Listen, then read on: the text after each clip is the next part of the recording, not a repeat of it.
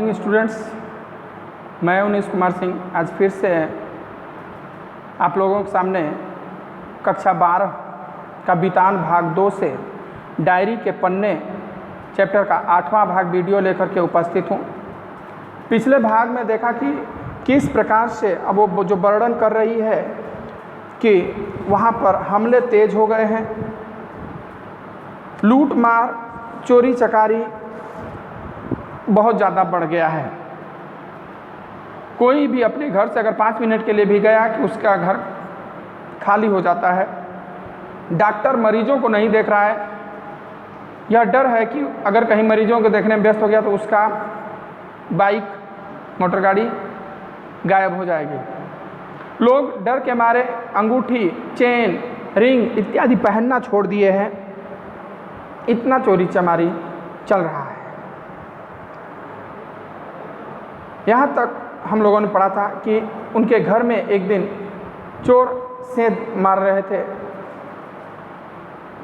इतने ढीठ कि 3-3 बार उनको मना किया गया, धक्का दिया गया, फिर भी वो आ जाते थे।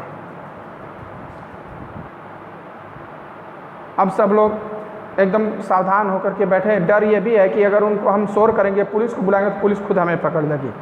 पुलिस को भी नहीं बुला सकते हैं। 2 उनके साथी बाहर खड़े हुए टार्च मार रहे हैं। तो पहले तो इन लोगों को लग रहा है कि वो पुलिस है, लेकिन बाद में यह निश्चय हो गया कि वो पुलिस नहीं, उन्हीं चोरों के ही साथी थे। यहाँ तक आपको हुआ था।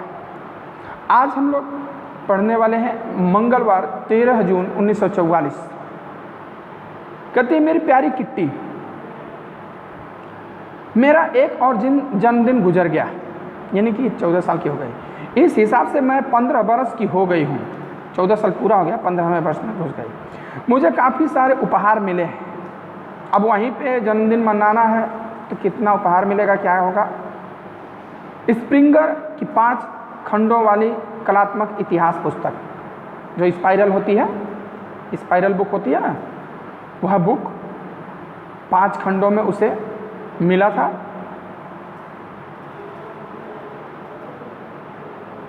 दो बेल्टें, 1 रुमाल, दही के 2 कटोरे, जैम की शीशी, शहद वाले 2 छोटे बिस्किट।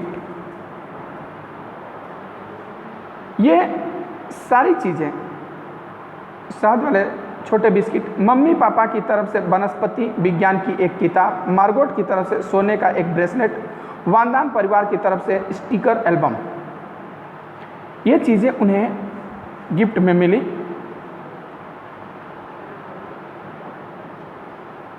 डसल की तरफ से बायोमाल्ट और मीठे मटर, मियप की तरफ से मिठाई, बेब की तरफ से मिठाई और लिखने के लिए कापियाँ, और सबसे बड़ी बात मिस्टर कुगलर की तरफ से मारिया तेरेसा नाम की किताब तथा क्रीम से भरे चीज़ के 3 स्लाइस। ये लोग उन्हें गिफ्ट दे रहे थे, मारिया टेरेसा की पुस्तक। पीटर ने पियोनी फूलों का खूबसूरत गुलदस्ता दिया।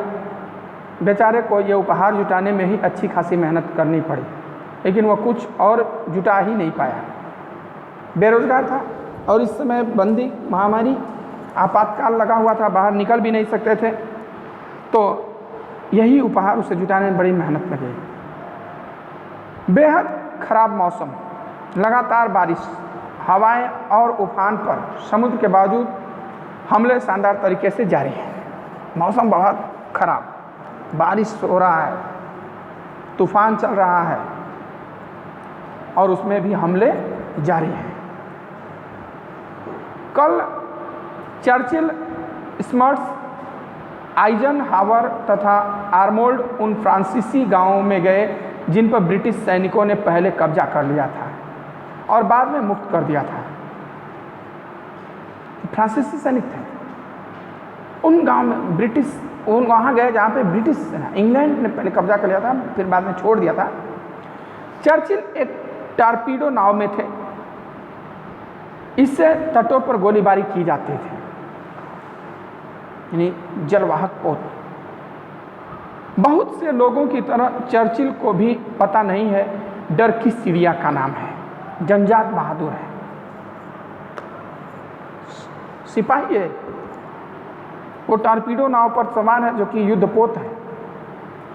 यहाँ हमारी एनेक्सी की किलेबंदी से डच लोगों के मूड की था पाना बहुत मुश्किल है, क्योंकि इन लोगों को बाहर आना जाना है नहीं, तो कोई इन लोगों के बारे में नहीं जान पाता था ना ये लोग किसी के बारे में जान पाते थे।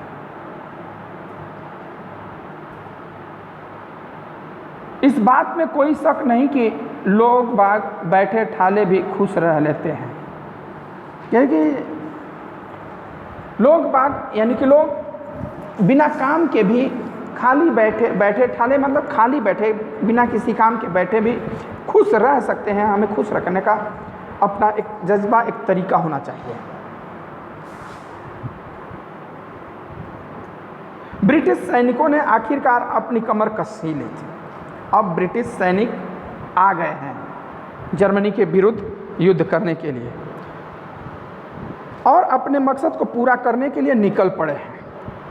जो लोग ये दावे करते फिर रहे हैं कि वे ब्रिटिश द्वारा कब्जा किए जाने के पक्ष में नहीं हैं, नहीं जानते कि वे कितनी गलती पर हैं। ब्रिटिश सरकार आ गई युद्ध करने के लिए, लेकिन उसमें कुछ ऐसा माना भाई कि अगर वो कब्जा कर लेगा तो वो हमको गुलाम बना देगा, हमारे ऊपर वो कब्जा कर लेगा, हम उसके अधीन हो जाएंगे। ये बड़ी गलतफहमी होगी। लेकिन ये कहती है कि वो लोग बड़ी गलती कर रहे हैं। उनके तर्क का कारण इतना भर है कि ब्रिटिश को लड़ते रहना चाहिए, संघर्ष करना चाहिए और हॉलैंड को आज़ाद कराने के बाद अपने शूरवीर सैनिकों की शहादत के लिए आगे आना चाहिए। कहते हैं कि ब्रिटिश सैनिकों को लड़ते रहना चाहिए और जब आज़ाद हो तो देश छोड़ करके चले जाना चाहिए। और हॉलैंड जो के साथ कब्जे वाले दूसरे देशों को भी आज़ाद कराना चाहिए। हॉलैंड के साथ साथ और भी जो देश जर्मनी हिटलर के अधीन है उनको भी आज़ाद कराना चाहिए। लेकिन उसके बाद ब्रिटिश को हॉलैंड में रुकना नहीं चाहिए। देखिए ये स्वार्थ हम जान दे करके, जान जोखिम में डाल करके आपकी रक्षा करें, लेकिन जब आप सुरक्षित हो जाए तो हम चले जाएं। उन्हें रुकना नहीं चाहिए, इसके बजाय उन्हें चाहिए कि वे सभी कब्जे वाले देशों से हाथ जोड़ जोड़ कर माफ़ी मांगें, डच ईस्ट इंडीज़ को उसके सही हकदारों के हाथों में सौंपें और थके टूटे हारे और लूटे पीटे अपने देश ब्रिटेन में लौट जाएं। मतलब कि हिटलर से युद्ध करें, उनका पक्ष लें, सभी देशों को हिटलर के चंगुल से छुड़ाएं और फिर वो अपने देश चले जाएं थके हारे लूटे पीटे। मूर्खों की कहीं कोई कमी नहीं है। क्यों आएगा भाई आपको वो मदद करने? क्या पड़ी है बताइए? अगर उसका कुछ बेनिफिट नहीं होगा, वो आपकी अगर कोई भूमि आपका इस्तेमाल नहीं करेगा अपने युद्ध के लिए, दूसरे देश पर चढ़ाई के लिए, या आपका समुद्र ये इस्तेमाल नहीं करेगा, आपका हवाई अड्डा इस्तेमाल नहीं करेगा, या आपके यहाँ कोई बिजनेस व्यवसाय नहीं बढ़ाएगा, तो क्यों आएगा आपका मदद करने कोई? बताइए, कोई है ऐसा जो कि बिना मकसद के भी मदद कर सकता है? उन्हें कायर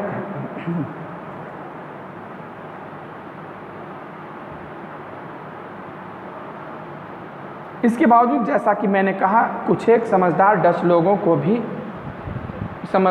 लोगों की भी कमी नहीं है। अगर ब्रिटिश ने जर्मनी के साथ शांति संधि पर हस्ताक्षर कर लिए होते तो हॉलैंड और उसके पड़ोसी देशों का क्या हाल हुआ होता कि अगर ब्रिटिश भी जर्मनी के साथ मिल करके चला गया था कि जाने भाई तुम्हारा हक तुम करो, तो सोचिए कि हॉलैंड पोलैंड ये सब क्या हाल होता।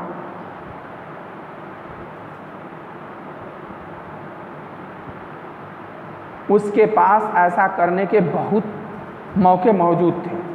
हॉलैंड जर्मनी बन चुका था और तब यह होना ही समाप्ति का संकेत था और सब कुछ खत्म हो जाने का संकेत। हॉलैंड जर्मनी में मिल जाता और हॉलैंड का अस्तित्व खत्म हो जाता अगर ब्रिटिश जर्मनी से संधि कर लेता तब। ऐसे सभी डच लोग जो अभी भी ब्रिटिश को हिराकत से देखते हैं, ब्रिटेन की खिल्ली उड़ाते हैं। हिराकत मीन्स अपमान भरी नज़रों से, अपमान के साथ देखते हैं, उनकी खिल्ली उड़ाते हैं, उनका मजाक उड़ाते हैं, उसके बुढ़ाते लार्डों की सरकार को ताने मारते हैं कि ये तो बूढ़े लार्डों की सरकार है, उसके राजा बड़े बूढ़े बूढ़े होते हैं, उन्हें कायर करते हैं। इसके बावजूद जर्मनों से नफरत करते हैं। एक अच्छा खासा सबक सिखाने के लायक है। उनकी जमकर मरम्मत की जानी चाहिए, तभी हमारे जंग लगे दिमाग खुलेंगे, उनमें जोश आएगा। ये मेरे दिमाग में हर समय इच्छाएं, विचार, आरोप तथा डांट फटकार ही चक्कर खाते रहते हैं। इसके दिमाग में तो हमेशा वही आरोप प्रत्यारोप, डांट फटकार, लोगों के उपदेश, यही चलते रहते हैं। लोग कहते हैं कि ये बहुत घमंडी है। कहते हैं मैं सचमुच उतनी घमंडी नहीं हूँ जितना लोग मुझे समझते हैं। अहंकारी है, उसे अपने कला पर अनुभव, उसे अपने गुण पे अनुभव, उसे अपने दिमाग पर अनुभव है। मैं किसी और की तुलना में अपनी कई कमजोरियों और खामियों को बेहतर तरीके से जानती हूँ। कहते जितना लोग मुझे जानते हैं, मैं उससे कहीं ज़्यादा उन लोगों अपने बारे में खुद जानती हूँ। मैं अपनी कमियों को जानती हूँ कि मेरी कमी क्या है, मुझ में क्या दोष है। लेकिन एक फर्क है, मैं जानती हूँ कि मैं खुद को बदलना चाहती हूँ, बदलूंगी और काफ़ी हद तक बदल चुकी हूँ। कहती है कि मैं जानती हूँ कि मेरी कमी क्या है। देखिए, जब व्यक्ति अपनी कमी व्यक्ति को महसूस हो जाए, अपनी कमी को वो जान ले कि नहीं मेरे अंदर ये कमी है, जो अपनी कमी मान ले, पहचान ले, वो अपनी कमी को दूर कर सकता है, वो महान है। तो कहती मैं जानती हूँ कि मेरे अंदर कमी क्या है और मैं उसको दूर करूँगी।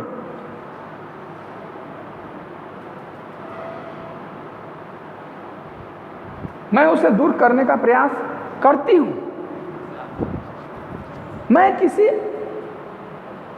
और की तुलना में अपनी कमजोरियों को, खामियों को अच्छी तरह से, लेकिन एक फ़र्क है, मैं जानती हूँ कि मैं खुद को बदलना चाहती हूँ, बदलूंगी और काफ़ी हद तक बदल चुकी हूँ। ये कहते हैं कि मैं बदल लूँगी, भाई मैं अपने आप को बदल लूँगी, बदलने का प्रयास करती हूँ, बदली भी है।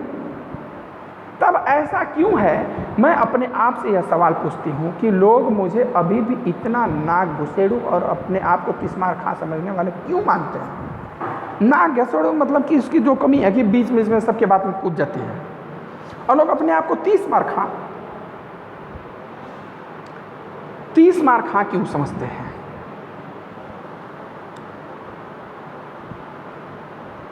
मतलब कि बहुत बलशाली 30 मार खा की कहानी आप लोग शायद सुने होंगे या नहीं सुने होंगे।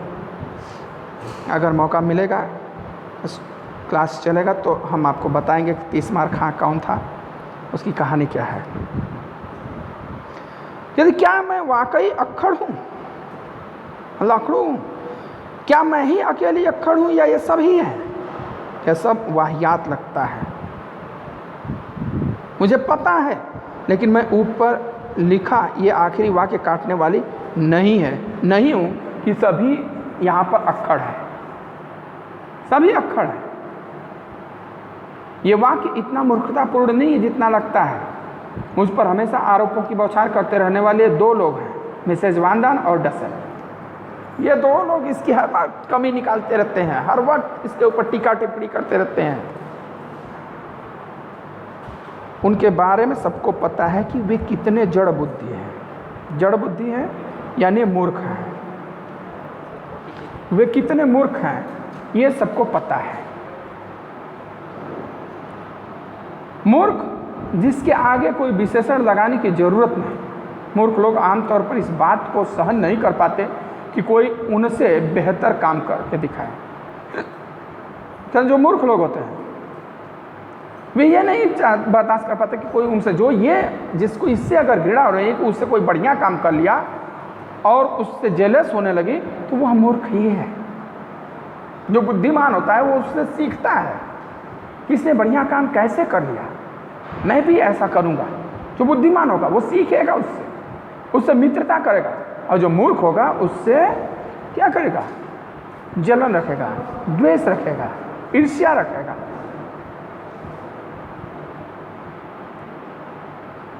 मूर्ख लोग अक्सर इस बात को सहन नहीं कर पाते कि कोई उनसे बेहतर काम करके दिखाए।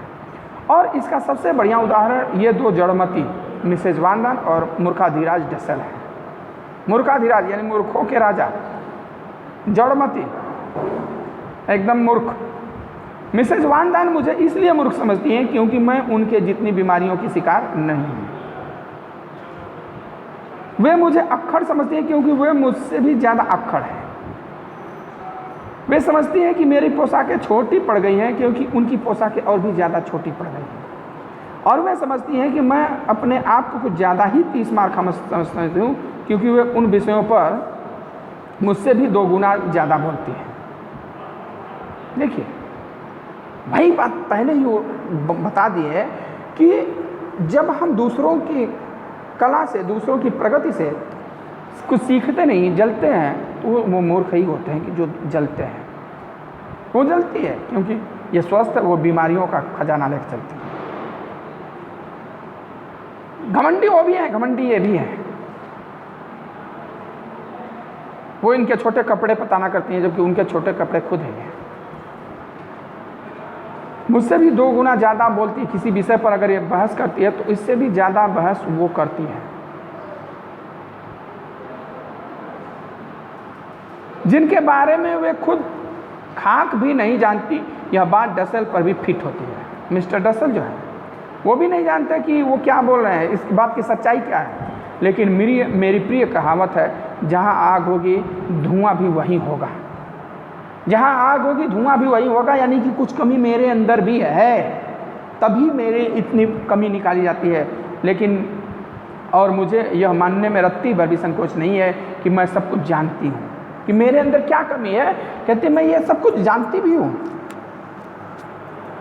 मेरे व्यक्तित्व के साथ सबसे मुश्किल बात यह है कि मैं किसी भी और व्यक्ति की तुलना में अपने आप को सबसे धिक्कारती हूँ। यदि माँ अपनी सलाहें देना शुरू कर देती है तो उनके उपदेशों की पोटली इतनी भारी हो जाती है कि मुझे डर लगने लगता है।